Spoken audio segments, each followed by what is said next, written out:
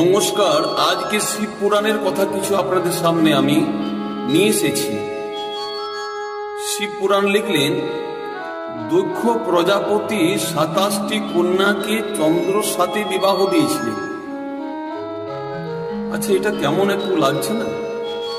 আকাশের চন্দ্র, সে তো একটা গ্রহ, সে কি বিবাহ করতে এসেছিলেন? এটা কেমন কথা? এই চন্দ্রমাতে আমাদের ইন্ডিয়ার মানুষ সেখানে গিয়েছিলেন। ফটোটা দেখুন, ইনার নাম হলো রাকেশ শর্মা। 1984 সালে চাঁদে গিয়েছিলেন। তাহলে সেই চাঁদ কি বিবাহ করতে পারবে? সেটা তো একটা গ্রহ। আকাশের চাঁদ মাটিতে কোনোদিন আসে না। আকাশের চাঁদ যেখানে থাকার সেখানে আছে আর ওইখানে থাকবে। তাহলে শাস্ত্র কি ভুল লিখলেন যে 27টি কন্যাকে চন্দ্রর সাথে বিবাহ দিয়েছিলেন? তাহলে শাস্ত্র কি ভুল? না, শুধু আমাদের বোঝার ভুল। ওই চন্দ্র সঙ্গে 27টি কন্যার বিবাহ দেয় না। কার সাথে দিয়েছিলেন বলতে পারবেন? 80,000 70,000 কীর্তনের চার্জ।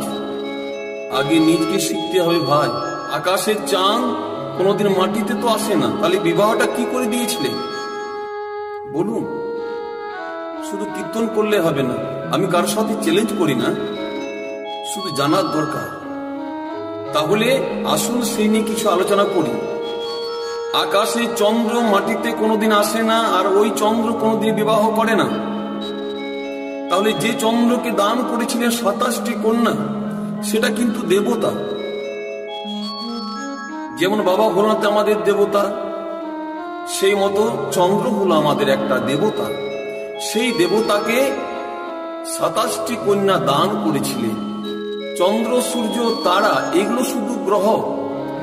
এরা কোনোদিন বিবাহ করতে পারে না, করে না। শুধু আমরা ভুল বুঝে বসে আছি।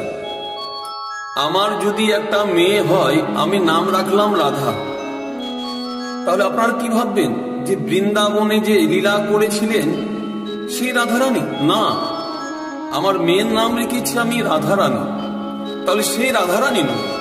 যেমন মনসা মঙ্গল আপনারা শুনেছেন, বেহুলা লক্ষিন্দর, লক্ষিন্দরের পিতার নাম হলো চাঁদ।